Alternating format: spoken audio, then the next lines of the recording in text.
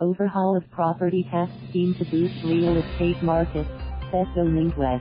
MANILA, Philippines provinces and cities are losing an estimated $30.5 billion in revenues annually as a result of outdated real property values, underscoring the need for valuation reforms in the real property sector, according to a unit of the Department of Finance, DOF.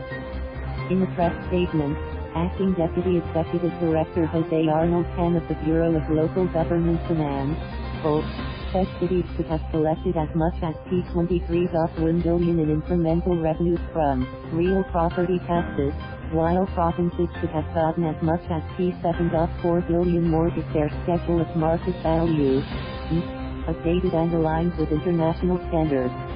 Such reforms in the real property tax system constitute the third package of the Duterte administration's comprehensive tax reform program. Finance Secretary Carlos Dominguez III said these reforms will further invigorate the real estate market, bring in more investment, and generate additional revenues for local government units. Essentially, real estate is the most valuable asset and biggest financial resource, Dominguez said.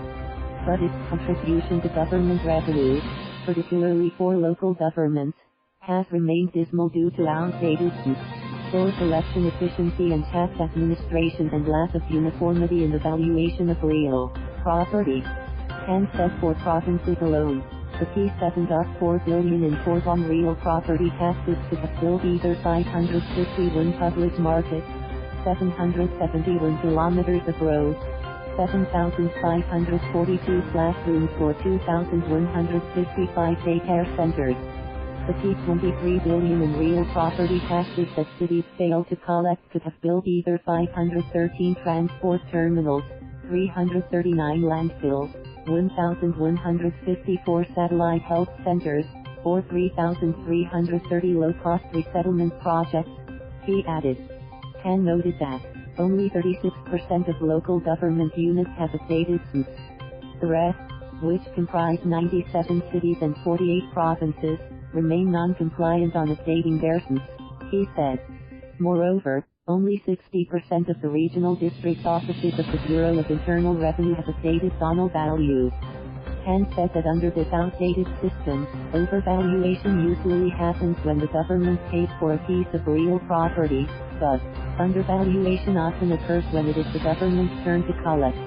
The system is also riddled with multiple overlapping functions as 23 national government agencies can or are required to do valuations, with each using its own system and methodology, said. This has led to disparities between market values and zonal values by 13% to as wide as 94%. Between the SMVs and private valuations, the disparity is from 187% to 7,474%, said. He said local governments often overlook the requirement under the local government code to update their SMVs and zonal values every 3 years, because there are no existing sanctions against local officials that would compel them to comply with the law. Thank you for watching. Please subscribe.